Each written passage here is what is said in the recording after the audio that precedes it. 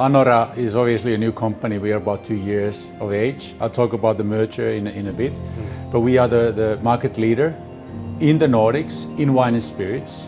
Yes, Anora is the biggest wines and spirits operator here in the Nordic area. So our history lies very much in the strong Nordic portfolio, which means that our strength is in categories such as vodkas, aquavits.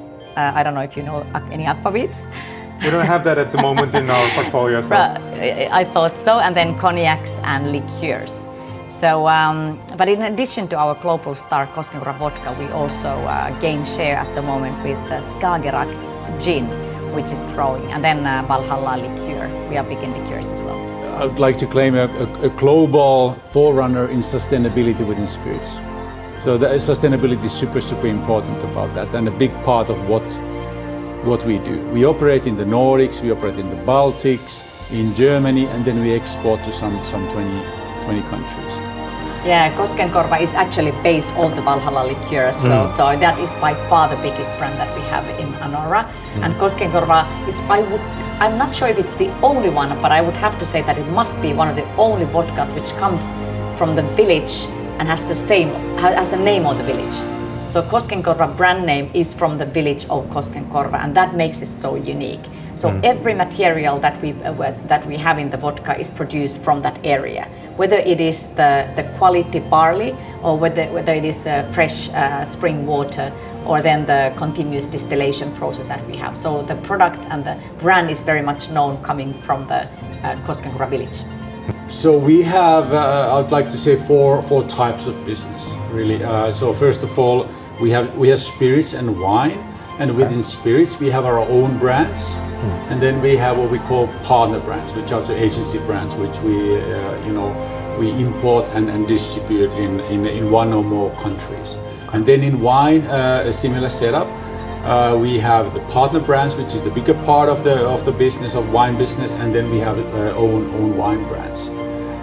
In terms of categories, we operate across all categories and have very strong positions in basically all categories. For us, in terms of international growth, Koskenkorva is the driver and vodka with that. And then another important category for us internationally is aquavit, which is a Scandinavian category. It's exported worldwide, but it's not a very big one. It's a big one in Germany, but apart from those, it's a smaller category, but that's super important to us. We are the market leader in aquavit, and that's deep in our heritage. And then the third one, in terms of international growth, we have definitely gin, and then cognac as well.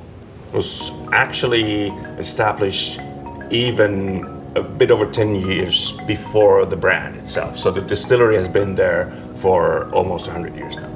And the original reason that the distillery was put in Koskenkorva was because there was this excess harvest of potatoes and also a very strong livestock base around the area. So they knew that they had some, let's say, recyclable raw material available, but also they had livestock that they could then use the leftovers of the spirit making as feed for the livestock. So basically this whole sustainability, circular economy thinking was there already in the 1930s. So really that's how it all started. And then in 1953, the Koskenkorva brand was established, named after the distillery because it was at Koskenkorva village. So that's how it all started. And then we've just been developing the process for the last 70 years to be more and more sustainable. And now we are actually one of the only brands we know anywhere, like spirits or otherwise, that has regenerative farming. So farming that actually helps clear the air of the atmosphere. We have our own biopower plant, so we are running the distillation by biofuel.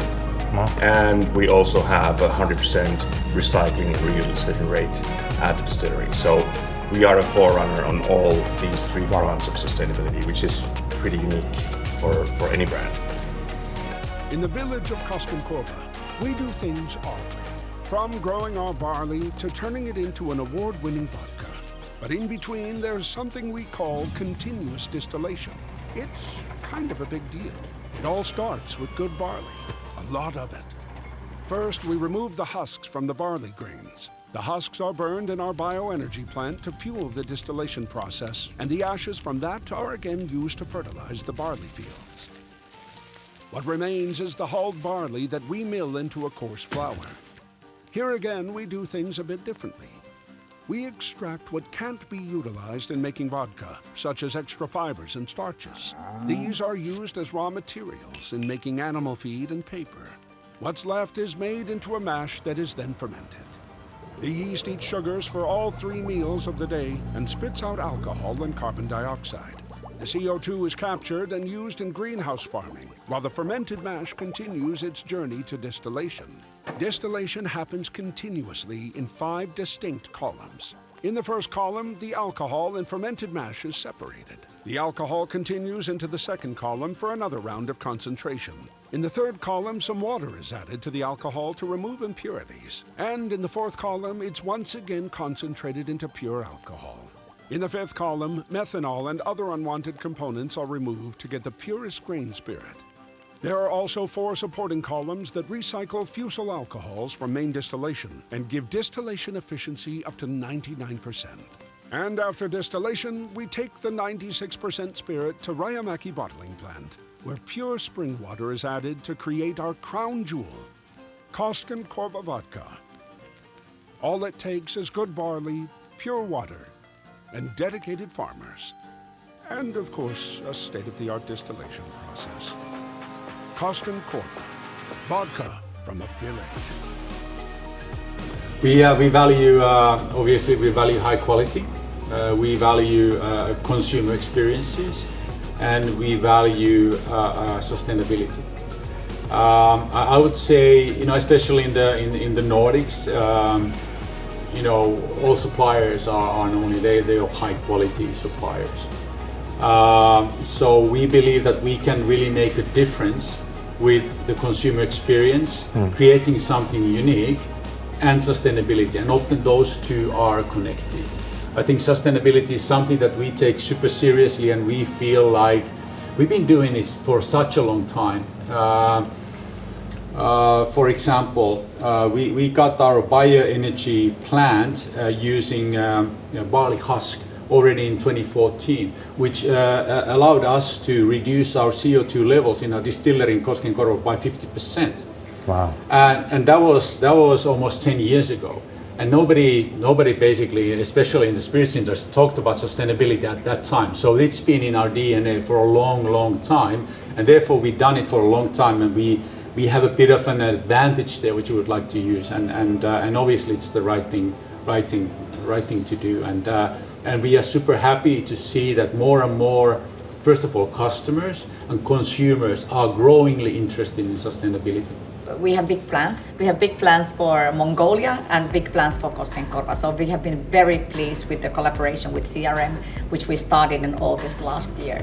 So we see double, if not triple-digit growth, not only in Mongolia but in very many other export markets at the moment. So we wanna become the biggest imported vodka brand in Mongolia. So that's definitely our ambition, and that's what we also want to reach outside the Nordic region in general. We would also like to see a larger assortment of Anora brands represented by CRM. So that's our ambition, and we've been very, very pleased with the beginning. So thank you very much for your hard work. Thank you.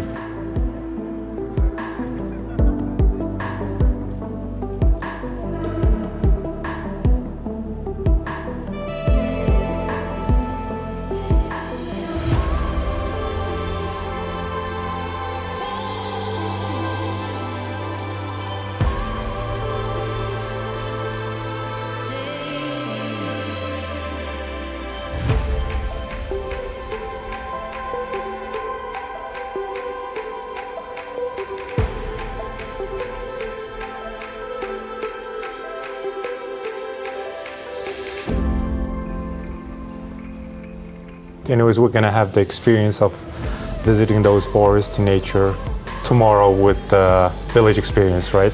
Yes, this is the highlight of the year this week. So now we're at the Koskenkorva, the Anora office, but straight after this we're going to be going to the Koskenkorva village, and we are having about 150 people all around the world, and we definitely just want to show everybody that what we're talking about, the village, you know, the farmers, the fields, the barley, but also the forest, the inspiration that we get from there.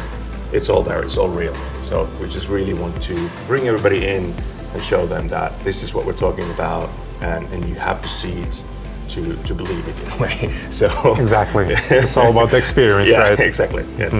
Now we're very pleased to see Koskenkorva also in Mongolia. As said, sustainability is our key strategic driver for the brand. I mean, once you get to expose to the brand and the beautiful quality that we have, and then also maybe educate yourself a little bit what's happening behind the production and behind the actual brand experience, then you will understand that it is the best and most sustainable vodka in the world. So I very much thank you for coming to Finland, and I hope that you will enjoy your time in the village of Koskenkorva. I'm sure you will love it.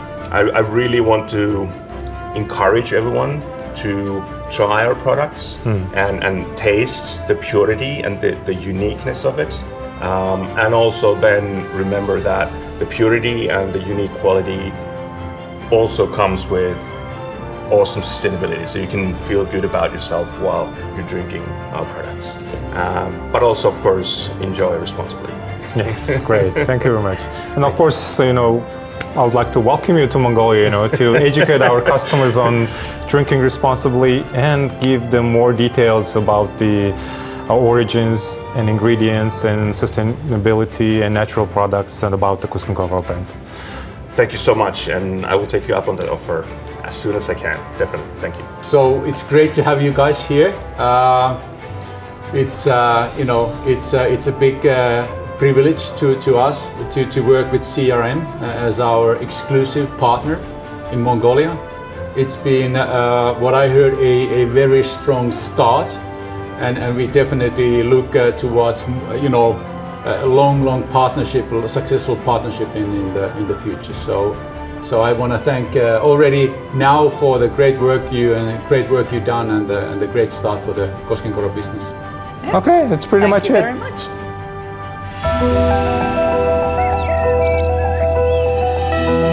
This was supposed to be an epic brand film for Koskenkorva Vodka. Snow-topped mountains, fancy downtown, vivid nightlife, limousines, world-class rappers, and supermodels. Unfortunately, we have none of these things. This is the Koskenkorva village, for Christ's sake. We have been given nothing but barley and water. It doesn't make a great brand film, but it makes an excellent vodka.